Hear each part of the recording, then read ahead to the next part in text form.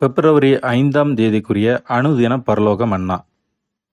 நீங்கள் பரிசுத்தமுள்ளவர்களாக வேண்டுமென்பதே தேவனுடைய சித்தமாயிருக்கிறது. 1 தெசலோனிக்கேயர் 4ஆம் அதிகாரம் 3வது வசனம். வசனத்திற்குரிய ஆவிக்குரிய விளக்கம்.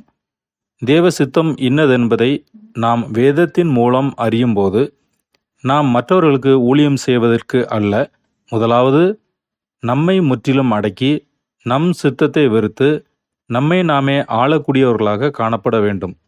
பின்பு நாம் விசுவாச வீட்டாருக்கு செய்யும் ஊழியமும், மற்ற மனிதர்களுக்கு செய்யும் உதவிகளும், இன்னும் பல நற்குணங்கள் அடங்கிய கிரியைகள் யாவும் நம்மை அடக்கி ஆளும் ஒரே காரியத்தில் அடங்கியுள்ளது. நாம் முதலாவது பரிசுத்தராக விளங்குவது மிக அவசியமானது.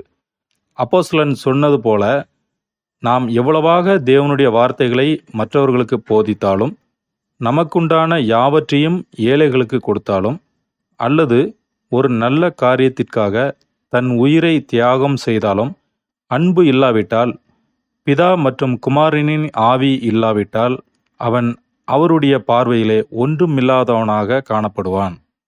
ஆமென்.